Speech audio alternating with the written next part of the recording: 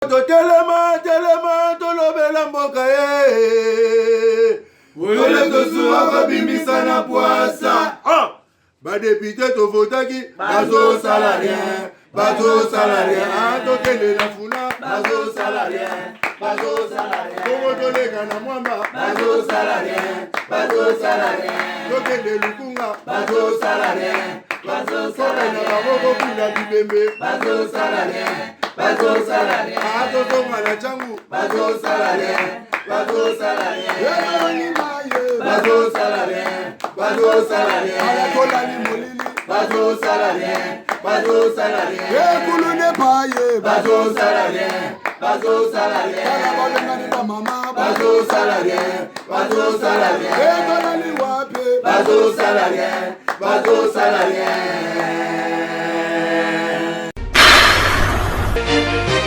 Ouais, monde entier, ça c'est le roi du phénomène qui subit. Vous savez, la biso trop. Ça là, on me le remet.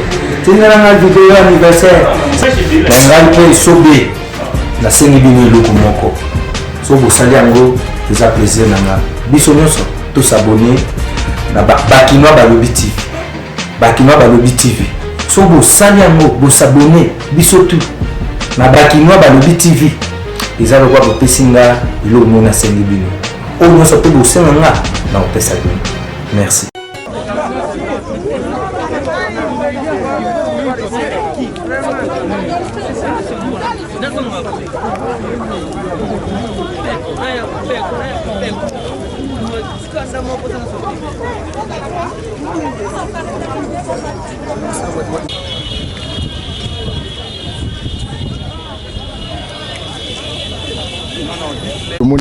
Il faut dire que ce soit réaction le 12 il fallait élection ça la manafra mais Mathis Koyo qu'est-ce qui se passe au GC le 12 il fallait élection ça la l'Assemblée nationale. Bon biso tout tozo kamwa makambo na ndenge ezoleka na ndenge ezokende awa toza na palais du peuple bamoso baza libanda palais du peuple donc eza symbole ya deuxième institution. Après première institution des présidences, deuxième institution parlement, palais du peuple, et si ka ba élu, ba ponami ya population ba salaka, mais curieusement, tolinga ki tokotawa, mais tout le monde que troisième institution yeko s'interposer. Baboy toko tato sala élection anande makambo ezo pesankanda ezo pesa basouci donc déranger biso fort donc tebi pourquoi est-ce que la troisième institution est qu'on s'interposer dans le fonctionnement de la deuxième institution. Le conseil d'état comme là qui vient de sur soir makambo bongo sala mokolo malelo bien de boboye ko respecter ko sala ko respecter même bien ko ya mboka nde bango ba kwesi mbé mo boko tezalité et ça bon toté. Conseil d'État, bien sûr, est une des branches, il y a troisième institution.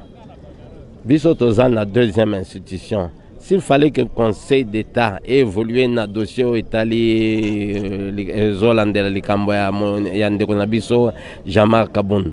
Et l'André Likamboana, puis sa décision finale. Entre-temps, le Conseil d'État, dans le fonctionner. Il ne faudrait pas qu'il y ait interférer dans le fonctionnement de l'Assemblée. L'Assemblée a sali un programme naïe.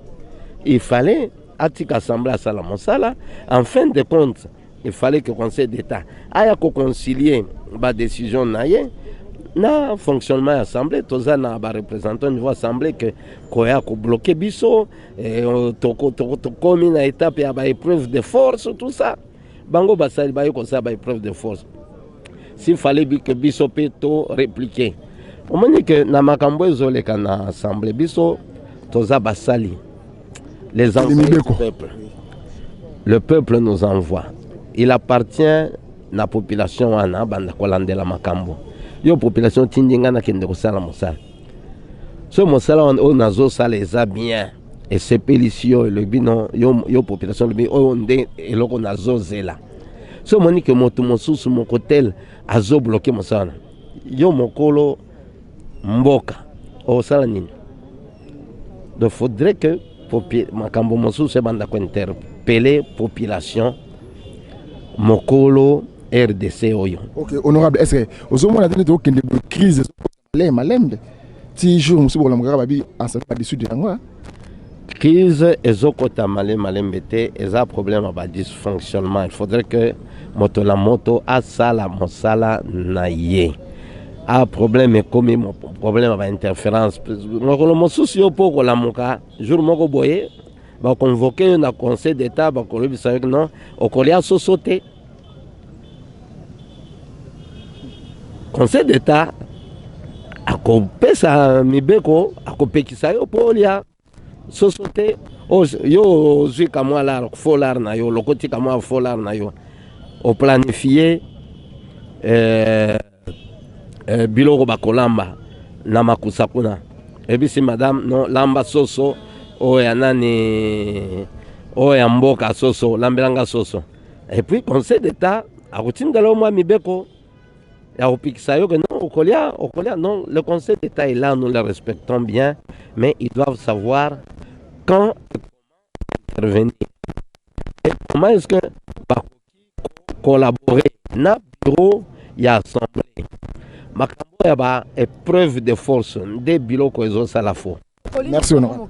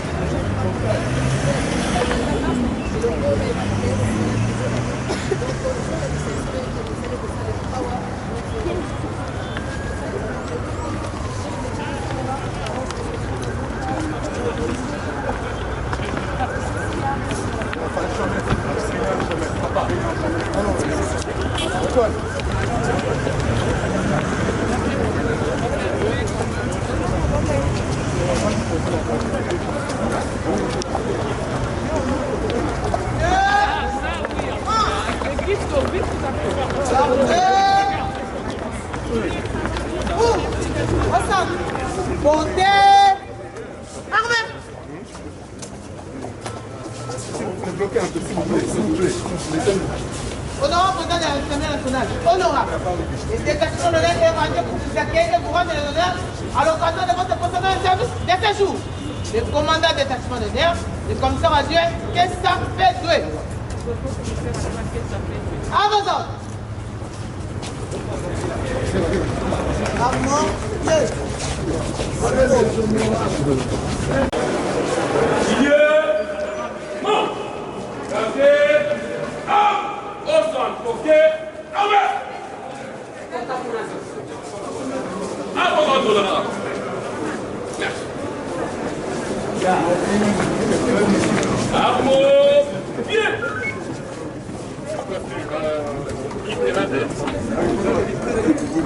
Monsieur, il n'est pas député.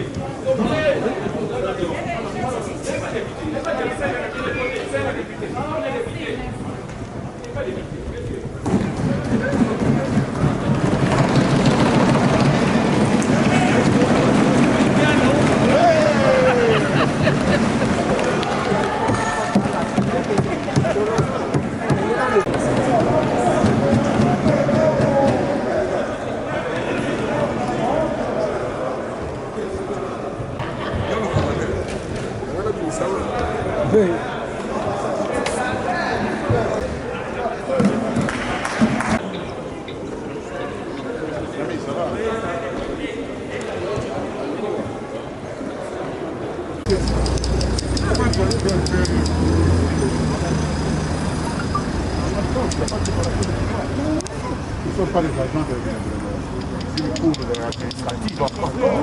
Ce n'est même pas la cour constitutionnelle. C'est ça encore. Hein? Mais ils ont même... N'importe quoi. Oui. Nous, on ne bouge pas, on va dormir. Oui. Si on ne travaille pas encore. Ah oui.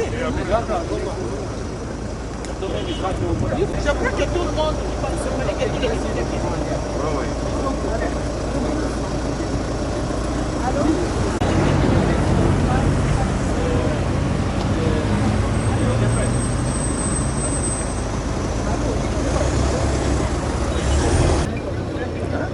Ça va Voilà. Et lui, il y a... Non, que nous lui avons déjà... Comment lui peut venir? Je crois qu'il va devenir vice-président ici. Qui est consacré dans la Constitution. Et deuxièmement, une atteinte, une violation du principe de la séparation des pouvoirs. Nous n'avons aucun lien organique avec le Conseil d'État. Il peut prendre ses décisions, nous pouvons faire appel, mais il ne peut pas empêcher le Parlement de fonctionner. C'est totalement hors du droit et nous sommes tenus de respecter le droit parce que nous sommes dans un état de droit et nous irons jusqu'au bout. Merci.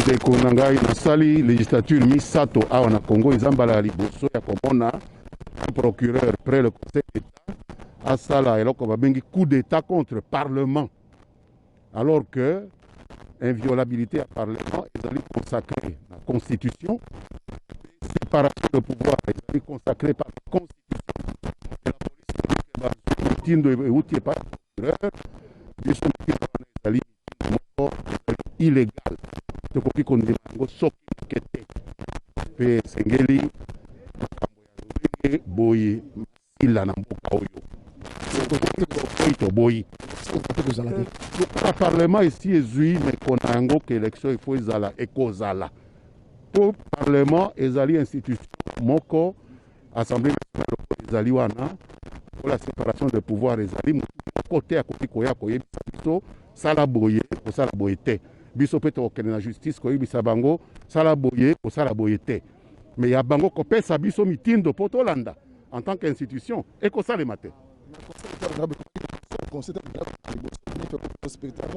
ndingisa wana te bango séparation de pouvoir ekisi bango na fonctionnement ya parlement. Excellent. La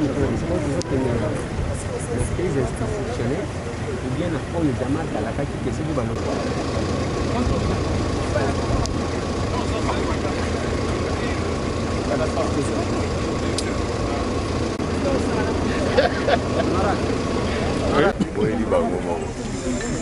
Oui, Franck. Les gars qui m'ont tombé là, c'était au moins 5 gars.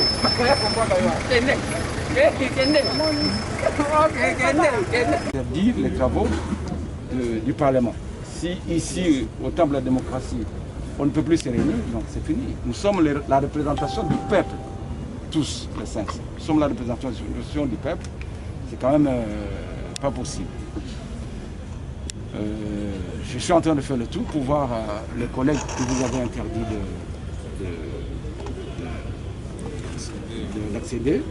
Mais sachez que dans les travaux de l'Assemblée nationale, il y a les commissions qui s'y tiennent. Vous avez été requis pour empêcher la tenue de l'élection. Mais vous n'avez pas été requis pour empêcher la tenue des autres, encore que c'est illégal, des autres travaux. Que les membres du bureau soient empêchés d'entrer à l'Assemblée nationale, vous mettez un coup à la démocratie, c'est un coup d'État. Que vous empêchez les commissions de se réunir, c'est un coup. Que vous empêchez l'administration d'entrer, c'est un coup.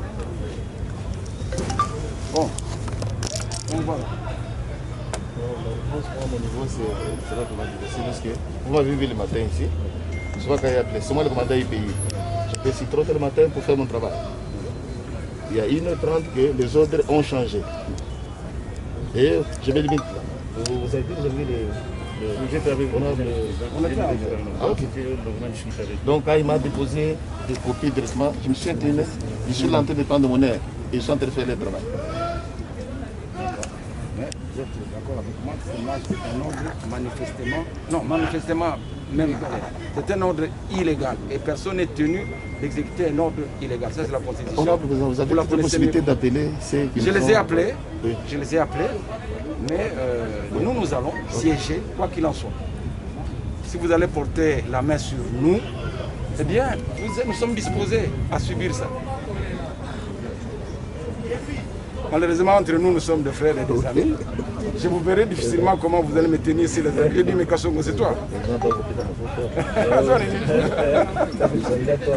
D'accord, merci. Hein. Merci. là-bas maintenant. Ils sont là-bas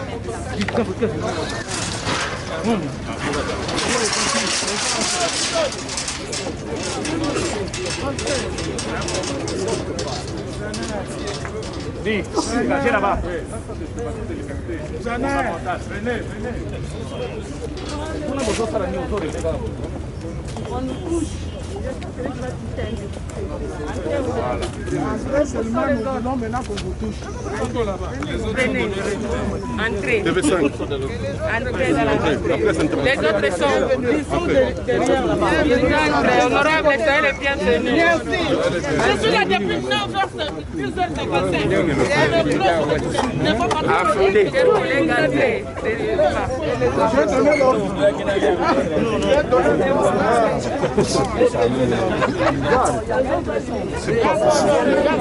Ils sont de l'autre côté. Mais ils sont pas les appelés. Les autres Vous les appelez qui viennent ici. Ils sont là pour aller travailler. Non, vous n'entrez pas, on commence à nous bousculer. Ça n'a pas de sens. Hein? Quand même, nous sommes des députés nationaux, nous avons le droit de travailler, il y a séparation des pouvoirs, on ne peut pas nous interdire à entrer dans l'enceinte de notre Parlement. Ça s'est jamais vu ça. C'est décevant.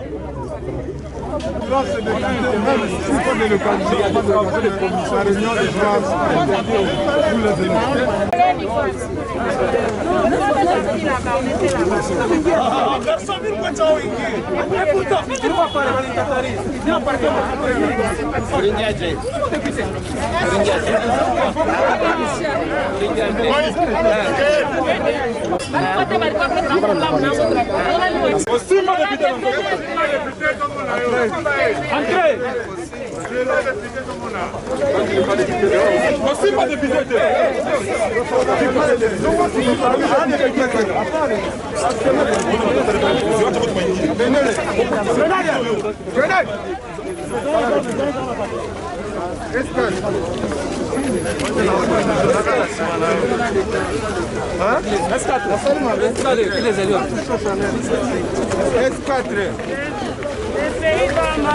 S4.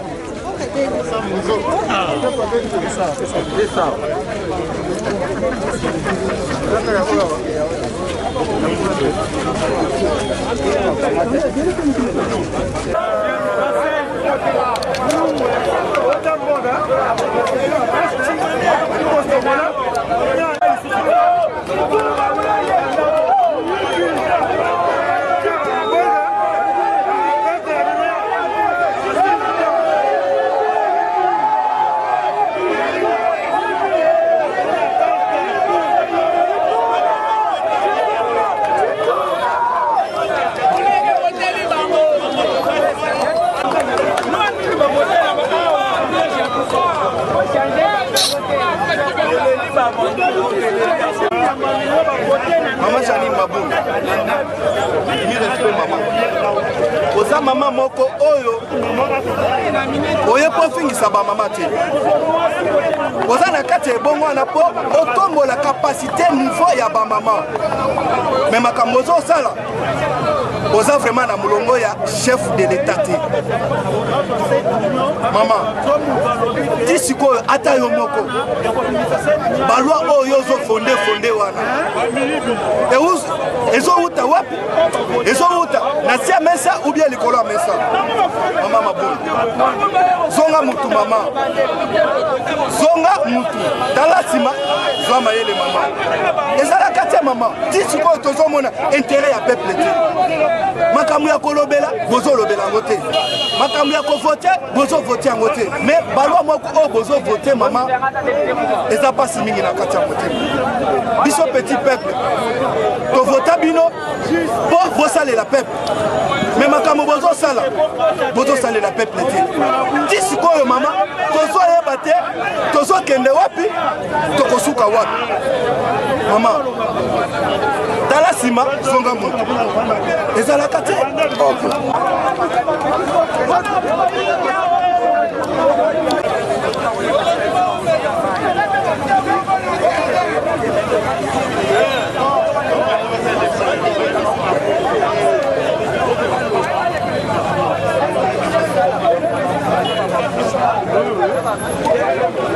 réformé. Donc le bureau devait être réuni en complet pour qu'il statue sur ça avant d'aller dans l'Assemblée. Pour passer ça devant le député. Et tout ça a été défié. Est-ce que nous sommes dans un État? Il y a une violation tout d'abord des règlements d'ordre intérieur de l'Assemblée nationale. Et après, ils se disent que c'est nous qui font, les législateurs qui font des lois. Est-ce qu'ils sont de vrais législateurs, vous le peuple congolais? Est-ce que vous lisez, est-ce que vous connaissez qui vous élisez? Vous faites confiance pour élire, pour être député? On vous donne aujourd'hui 2000 francs, un tricot, vous allez pour élire. Mais vous faites qui? Vous faites quoi? Vous allez élire qui? Pour faire quoi? C'est ça tout d'abord notre règle. Je reviens, je dis, je répète. Président Joseph Kabila, son excellence, mon jeune garçon, mon jeune frère que je salue quand même, enlevons le péripéties. Il est autour de lui avec les professeurs et les docteurs. Les professeurs là, les docteurs en droit, en ceci, ils sont là pour les mafias. Vraiment. Pour détruire le pays, pour la ruise, pour qu'ils s'enrichissent, acheter des millions de maisons, des milliards de dollars, ou c'est pour l'intérêt de la nation. C'est ça ce que j'ai dit, le président Kabila l'a dit. J'ai tout fait. C'est un message fort pour le peuple congolais. Mais je regrette de ne pas avoir changé la mentalité des Congolais. Etienne Tshisekedi l'a dit, prenez-vous en charge et changement de mentalité. Kabila, le feu père, l'a dit, prenez-vous en charge. Après bazontie ndenge basengaki ke asilisa masolo na ye to asilisi masolo na ye akoleka na jugement po asambaki esandeni na nde boyeke basiki ete me moto oyo aza kesi na bango nde aza mabe ayebi ke likolo liboso na ye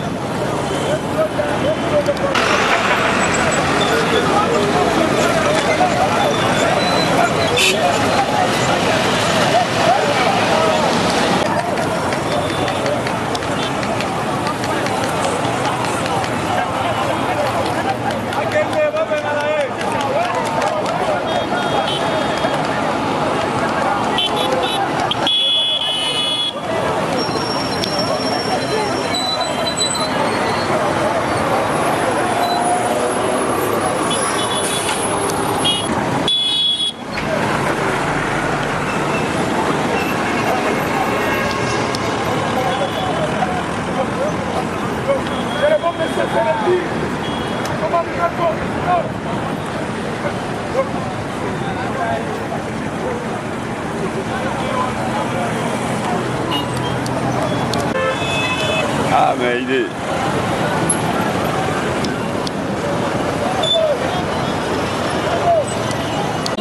Ça se montre déjà que Banto va faire un mot tâté, va faire la Kabila. C'est ce qu'ils sont en train de faire. Ça se voit déjà. J'interpelle la justice qu'il fasse son travail pour montrer que non, c'est la justice qui est supérieure à la loi et non Kabila ou Maboum. Merci beaucoup.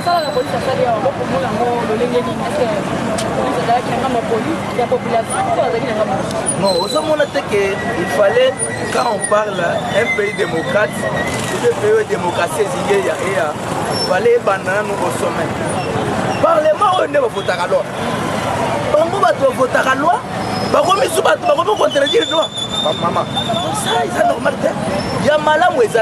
Bango basa na ba exemplaire. Voilà. Ndenge ba décision chama Kaboum. Mwindu zangi député aussi. Alobi non, et ça malade muté. Ba décision Kaboum ndenge ba décision kayo ana puisque norme mususu selo article na bango na kati ya parlement, ube statut na bango ezala ki violé. Mais à saisir cour constitutionnelle, il fallait que bango batika base la décision ya cour constitutionnelle que non si Kaboum n'a pas réhabilité ou bien Rosala, sachez libérément la chambre. Wana ndeze la qui vient. Mais bango balingi ba opposé dictature. Liboso ya justice oyo ezolinga etombola mboka. Wana il fallait la police asala musana ye denga zali ko sala bote. Mbeba moko ezate. Alors, c'est une question qui se de vue par rapport à comment le président de la République a intimé qu'on peut savoir moto. Donc la partie c'est aya pour remplacer Jean-Marc Kabila. Pour les Jean-Marc Kabila c'est qu'est-ce que Zali problème peut kobeta kota mapeka liboso ya mwana mokonzi mboka te. Réponse c'est engagé ngai moko. Wana ezali stratégie politique. Lokola bato FCC bazelaka na baje moko boyo babeti o ballon o matili kolo bango babeti ko moko na se. To beti na bango match ndenge wana. C'est ya za ya biso Fati Betonde azwaki ye. Mama zalawa na candidat. Yo Kabunda yanga ya lekende na recours. Bango ba esali bongo. Poko to eko simba te. To zalaka ko donna wana. Le match de betaki na ndenge. Très bien.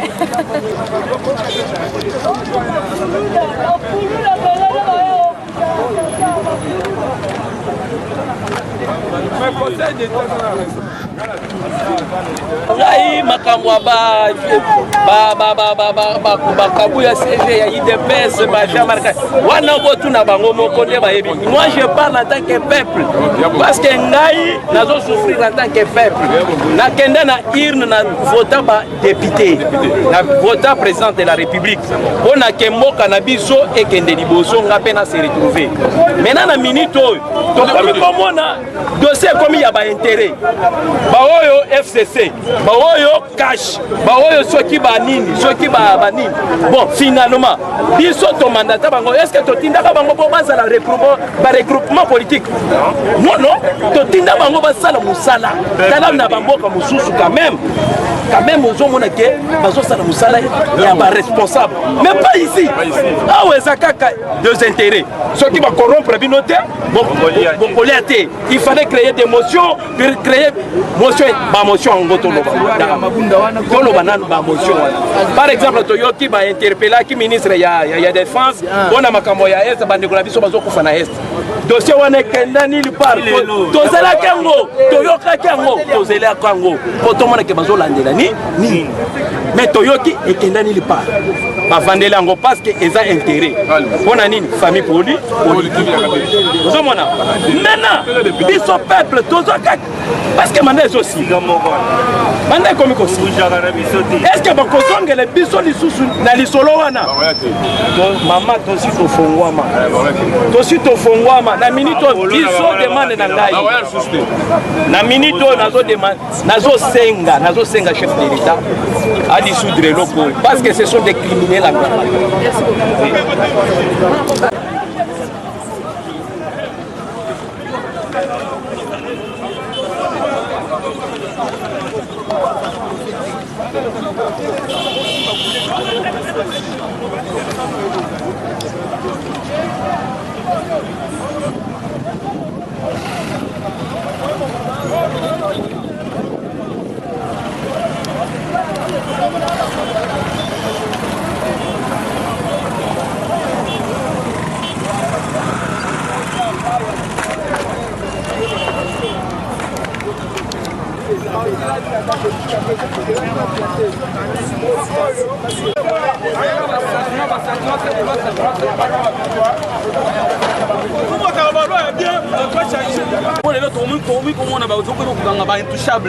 mais bango balingi bazongisa na régime na bango passé wana ya autorité morale donc biso eloko tozotelemela ki autorité morale wana ya baintérêt te bango moko bazombo batya na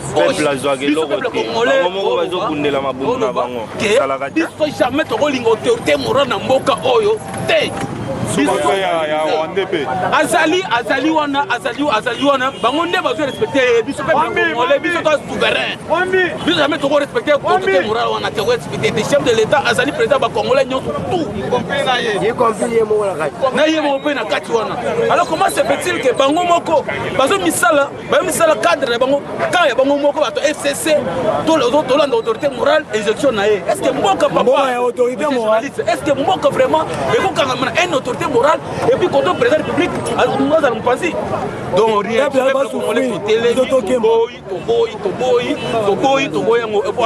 biso peuple ko senga président république a dissoudre assemblée nationale a dissoudre eloko to ko na bango a pensa ba kuru na cravate oyo pensa bango. Merci. Voilà mon gars, on est tous des royaumes télé. N'ayant une question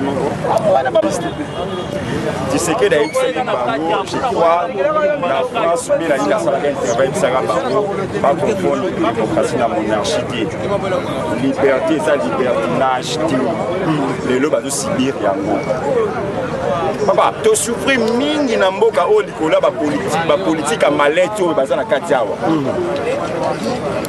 biso tozo voter bango tozo pesa bango confiance ya pamba alors que bango baso kotaka awa pour la quoi ça enrichir loba conséquence ya ngoso tia bango mais parlant du peuple kokoma souci à tinde nini bazolo balobi la biso nulle part la mukilio que la majorité élève la nation nulle part toyoka ba ebisa biso la justice élève la nation papa tout ambulaka na mboka ngoyo ya Samibeko mboka tambolaka ya Mibeko wana bato salango bango moko mais pourquoi on ne respecter Mibeko wana ti bango ba yebaki te ke bango basalaka Mibeko mais na bato ba interprétaka Mibeko wana ba yebaki ngote bino moko bolodi ke Mibeko biso do sali pona otambisa mboka bato pour interpréter les bichons bangouana. Maintenant, le problème est ça, il faut saluer le monde. Des années. Je dis pas le bien ma bête. Dans ce soir, on a ma cambouana. Pour problème, on les alliés à Panangaï. Na réglé problème, on a si manango, tu vois, ni mais problème est ça. Mais elle est libre de précipiter. C'est que bazar ba agenda caché. Intention c'est ma bête. Des Congolais, il y a 98 97 Congolais 2017, Congolais à 2018, ça déjà mati. Tout ce que comprendre les gens à Bango. Donc les bazana, les gens ont commis souci parce que si Bango injonction à justice, batika Bango ba yo quitter Bango na mutu makasi. C'était prévu bisonné tout siéger na Bango lelo. C'est un problème que la police a eu au centre. Bango. État de droit et l'état de droit. Député, dans la majorité, donc ça la boye. Oyo sikoyo, eza état de droit. Vous la majorité, bamona boza libanda. Ceux qui boza majorité, faut que négocier. Et ça la cabinet, donc faire comprendre les binots que voilà eza parler à peuple. Beaucoup contenté monsieur. Oh voyez, dans la majorité, vous vendez libanda. C'est pour la quoi que Fachi Mokonsi. Dans un abino tisuka na suka. Bah pour ça information me bimi sikoyo baso contre nenga mushi. On doit toquer de sikoyo. Le procureur a déjà écrit comme ça le matin papa. kosakana te c'est kosakana ta kala osana procureur eza bongo te. Ça c'est la justice. La justice élève une nation. Dengue zo lever bongo et c'est comme bongo. Yo ndima caméra ko na prison on ndima yango. Yo ndima qu'un jour député ko na contre parlement wana. On ndima yango et salemi lelo. Pona koyeba ke l'état de droit reste l'état de droit. Yebisa ndeko Eliezer honorable na lingaka mingi na ndakuto émission na ye alobaka makambo solo yango esalemiti. O eza début de commencement. Omoni biloko ndeko pousser Fatia panza parlement biloko. Yango ndeko pousser Fatia a panza parlement biloko. Siko lokola yo za mutamide. Mais comme on a lisumu nini o le lojama Kabou accueilli ko déposer plainte na ye. Lisumu nini na sali o yo espérer vous appelez moto yebi mi. Même yo, la justice, mi be kwa mboka na biboye. Ceux qui osent léser, au conseiller justice. Ceux qui osent attaquer yo, au moins que les autres m'ont bien fait, au conseiller justice. Jean-Marc Kaboun a saisi justice, na volonté parti na IDPS. Et puis ce mandat, saisir justice. Candidature à topé censé, et ça y a biso, Petrobi qui est na justice. Et de la bongo, c'est ça même la beauté de la démocratie. C'est ça même la beauté de l'état de droit. Moutou a yaba kama kambote, à mon kindo yango. Qui est derrière Janine Mabunda comme président de l'Assemblée, il faudra qu'elle la kuna makambo la meilleure le bilan. Il y a les médias salongo passage en fois vous avez belé. Dans la majorité, na justice na conscience moko le biboé. Okoki côté les la décision à l'Assemblée nationale et koki côté les la tamukete décision à justice. Kosakanata justice eza likolo à l'Assemblée nationale.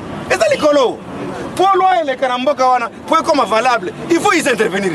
Tout ce Canada papa état de droit de yango matondo mingi les B50 mkomakoba papa Tomalanda et je sais que de l'obaka qui la justice élève une nation et il avait même dit à ce jour-là les gens comprendront que la justice existe. Naningina font la parenthèse Kabunda l'obaka qui mukolo ya bukolongola ngai na côté le misaka moi telemite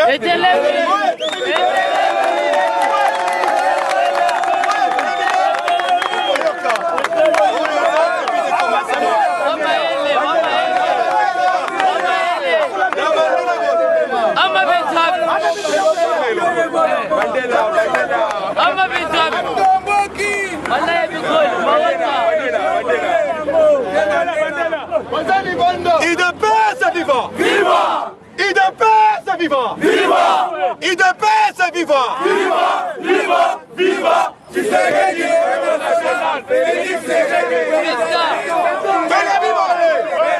Jean-Marc Kabunda na bakaboye mukolo ko ngala kangai moye côté le matelemite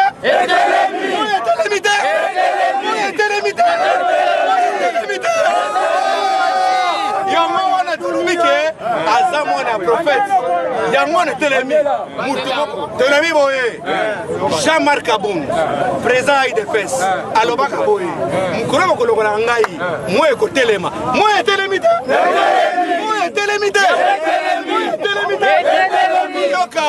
wana eza mukisimu ya 50 ala mukisiko lelo ke makambo mo lobaka eute epa na yete eute pa ngai moko sekete de paix ndio esere masiko makambo majorité eza lisite mo etelemite de paix ça viva mais ngai ngai matesela na benga na ping moko na kamera wa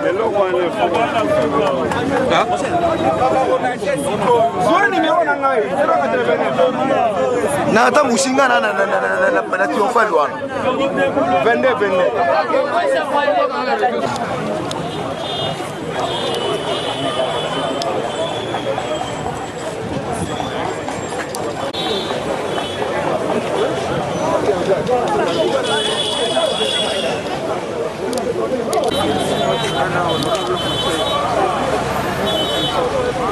Qu'est-ce là? Bon, la pino. Gente aí da funga moto. E mo ya ja. Gente mo. Ale na casa da funga moto.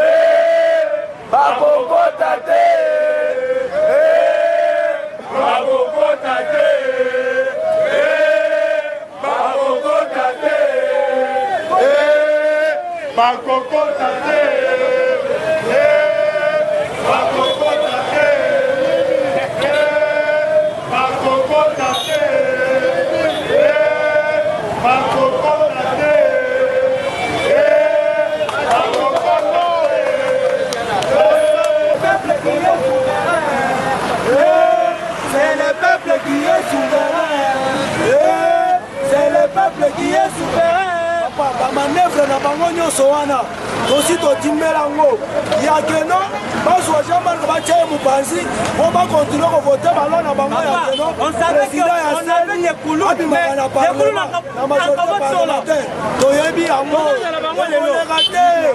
ekoleka te lelo bakokota te.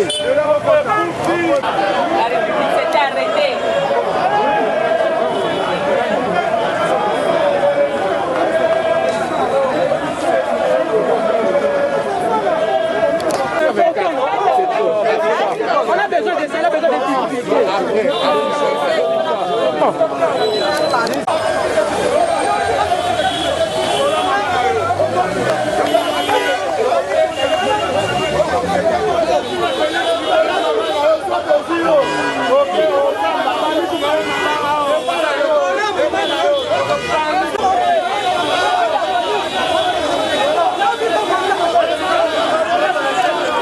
faire un travail. Nous sommes des législateurs, nous voulons faire notre travail et surtout aujourd'hui, il s'agissait d'aller voter notre premier vice-président du bureau de l'Assemblée nationale. Mais curieusement, nous voyons que les portes sont fermées, nous ne pouvons pas accéder. C'est un recul total de la démocratie, je crois que nous commençons à toucher le fond. Le Parlement a tant souffert, surtout par les cours et tribunaux, c'est vraiment une sorte de caporalisation que nous ne comprenons pas. Est-ce que nous allons vers une crise institutionnelle? Nous ne souhaitons pas qu'il y ait une crise, et je pense qu'il n'y aura pas de crise. Il n'y en aura pas. Nous, tout ce que nous demandons, c'est que les institutions, que chaque institution fasse son travail dans l'esprit de la séparation des pouvoirs. Le pouvoir législatif est un pouvoir, comme le pouvoir cour et tribunaux, c'est aussi un pouvoir. Donc que chacun fasse son travail. Nous sommes venus faire notre travail. On nous laisse travailler. Si ils font ça à l'institution Assemblée nationale, à l'institution Parlement, qu'adviendra-t-il à la pauvre population? Je crois que nous commençons à toucher les fonds. Il y a un recul total de la démocratie, un recul dans une violation flagrante de tous les droits, y compris les droits humains. C'est extraordinaire. On n'a jamais vu ça de l'époque du président Kabila. On n'a jamais vu ça à l'époque des musées. On n'a jamais vu ça même à la dictature mauricienne. Donc vraiment, je ne sais pas. C'est une dérive totalement dictatoriale que nous commençons à décrier. Le peuple est témoin.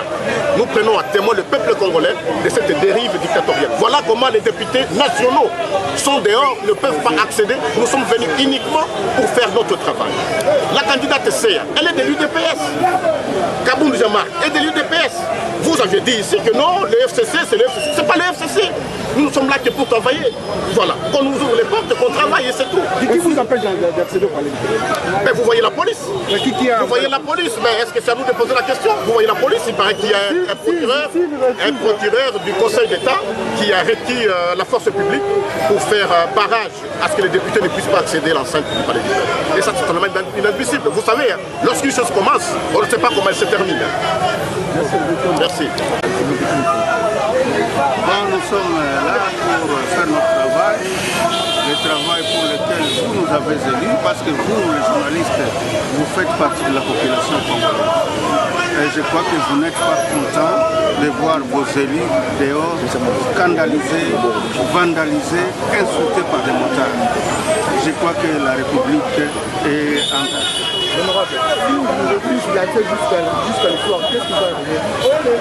Je ne sais pas, il faut demander aux garants de la Constitution, aux garants des institutions du pays. Parce que ça, moi j'ai vécu dans les 5 continents du monde, je n'ai jamais vu. Je n'ai jamais vu des motards jouer sur les élus nationaux. Les personnes qui ont été élues les mêmes jours que le président de la République, c'est une catastrophe, c'est un désastre. Je vous dis que parmi vous, peut-être qu'il y a mes électeurs, je suis triste et dangereusement affecté. Je ne vais plus parler parce que c'est grave. Laissez-moi aller dormir.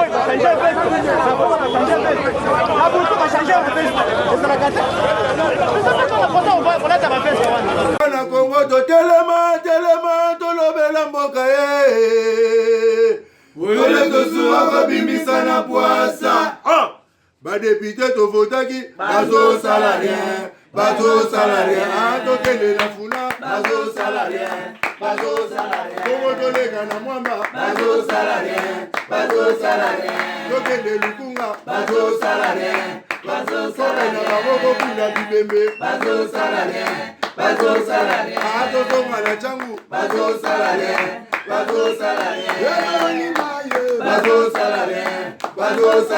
ayatolani molili bazosala rien ekulune paye bazosala rien kana balengani ba mama bazosala rien etolani wape bazosala rien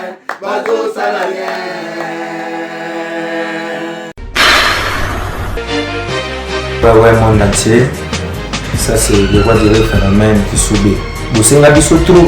Ça, là, on a le Tinga vidéo anniversaire. Nangal pe sobe. La sengi bini luku moko. So bosali yango, ça plaisir nanga. Biso nyonso to s'abonner na Bakinois Balobi TV. So bosali yango, bosabonner biso tout. Na Bakinois Balobi TV. Eza lokwa bopesinga ilo mona sengi bino. O nyonso pe bosenga na opesa bino.